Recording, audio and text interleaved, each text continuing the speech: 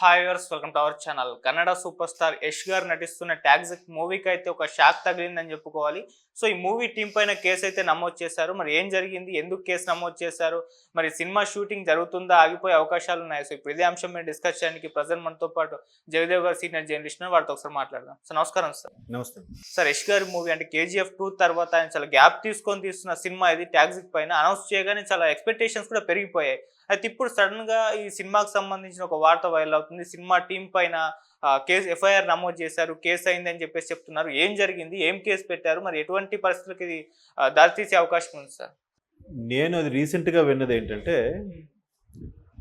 Kannada movie, అదే మన Kannada super star Yash, of course pan India super star after KGF.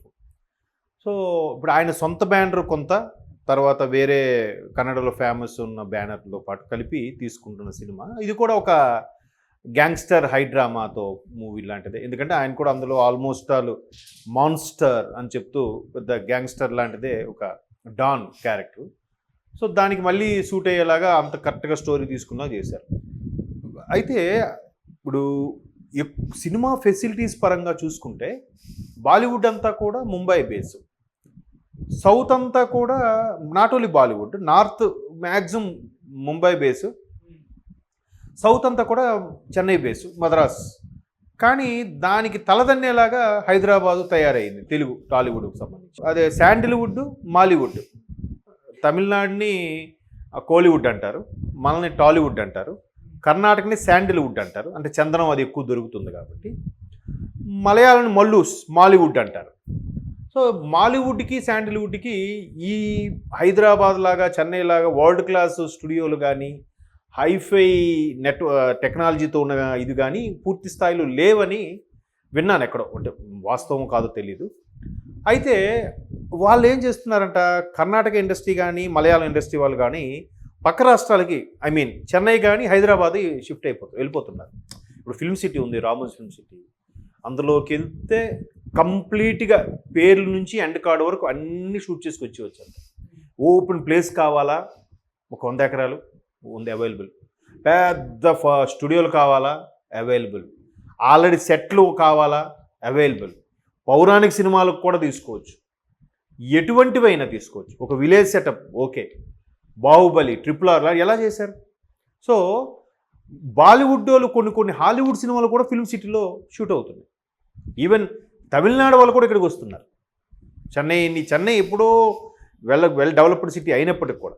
So ఈ రెండింటిగా ఉన్నాయి. కానీ కర్ణాటకకి కేరళకి అంత లేకపోవడం, ఆ గవర్నమెంట్లు ఏమని అనౌన్స్ చేశాయంట, మ్యాక్సిమం కన్నడ సినిమాలు ఏవైతే ఉన్నాయో కన్నడలో షూట్ చేసేలాగా, కన్నడ పరిసర ప్రాంతాల్లోనే. మలయాళం వాళ్ళు కేరళ పరిసర ప్రాంతం చూసిన వాళ్ళకి సబ్సిడీ, కన్నడ పేరుతో ఉంటే ఒక సబ్సిడీ, కన్నడలోనే సినిమా షూటింగ్లు అవైతే ఇంకోస్త సబ్సిడీ.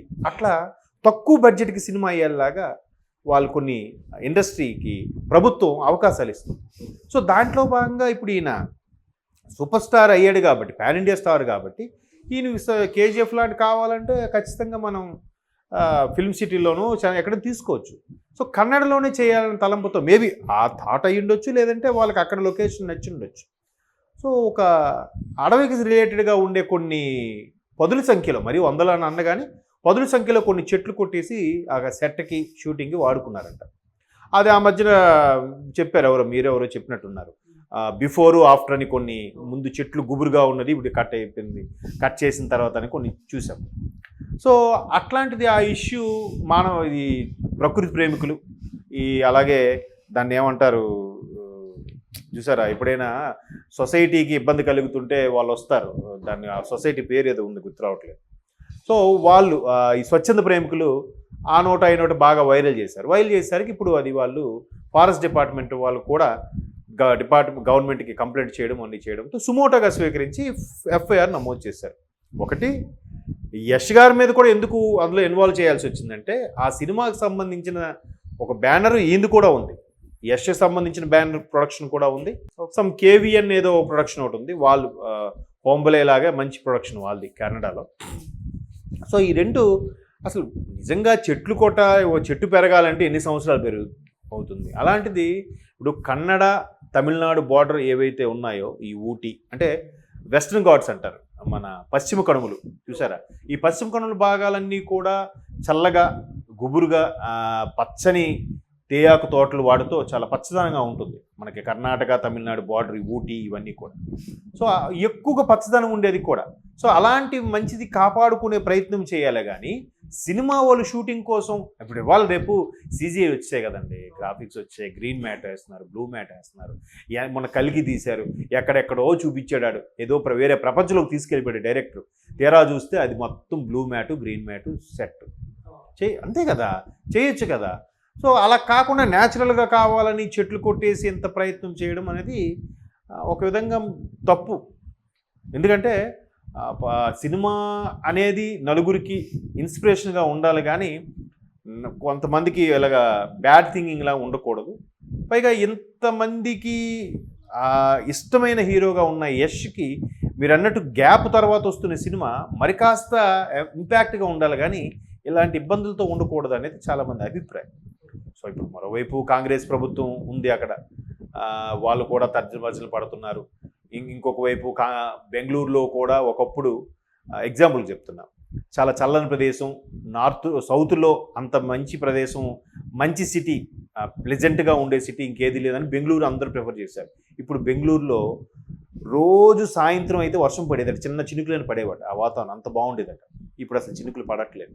విపరీతమైన hot temperature, water problem, pollution problem, traffic ఇంకా చెప్పలేమంట, భయంకరం అంట. ఇంకా హైదరాబాద్ బెటర్ అంటున్నారు. సో దానివల్ల ఆల్రెడీ కొంతమంది బిజినెస్ మ్యాన్లు, అంటే ఇది ఎగ్జాంపుల్, ఎందువల్ల ఈ ఉన్న చెట్లని కాపాడుకోలేకపోతుంటే ఇంకా పొల్యూషన్ పెరిగిపోతే ఏమవుద్ది. ఒక బిజినెస్ మ్యాన్ ఆల్రెడీ ఒక ట్వీట్ చేశాడు, బెంగళూరులో ఫేమస్ బిజినెస్ మ్యాన్, బెంగళూరు లాంటి సిటీ ఇంకోటి నిర్మిస్తే బాను దగ్గరలో అని. అంటే ఆల్రెడీ దాంతో ఫెడప్ అయిపోయినా కదా అర్థం. అవును. ఇంకో ఒక సాఫ్ట్వేర్ ఎంప్లాయీ ట్వీట్ చేశాడు, బెంగళూరు దగ్గరలో ఒక 200 కిలోమీటర్స్ రేడియస్లో ఇంకో ఐటీ సెక్టార్ స్టార్ట్ అయితే బాగుండు అని ఆయన అభిప్రాయం చేశాడు. అంటే ఇలా ఉండడం వల్ల రాష్ట్రానికి ఒక చెడ్డ పేరువే కాకుండా ఇంపాక్ట్ తగ్గిపోతుంది, ప్రాజెక్ట్స్ రావు, కంపెనీస్ రావు. దానివల్ల ఏమవుద్ది, లోకల్గా ఉండే వాళ్ళు ఇబ్బంది పడతారు కదా. బయట నుంచి వెళ్ళి ఉద్యోగంకి వెళ్ళినాడు ఓకే, బయట నుంచి వచ్చిన వాళ్ళు స్థానికంగా ఉండే వాళ్ళు ఇబ్బంది పడతారు కదా. సో అలాంటప్పుడు ఇండస్ట్రీ వాళ్ళు అక్కడే సినిమా షూటింగ్ చేయాలని ప్రభుత్వం మరికొద్దిగా సబ్సిడీలో లేదంటే వాళ్ళకి అవకాశాలు కల్పిస్తుంటే వాళ్ళు ఈ విధంగా మిస్యూజ్ చేయడం ఎంతవరకు కరెక్ట్ అనేది చాలామంది అభిప్రాయం.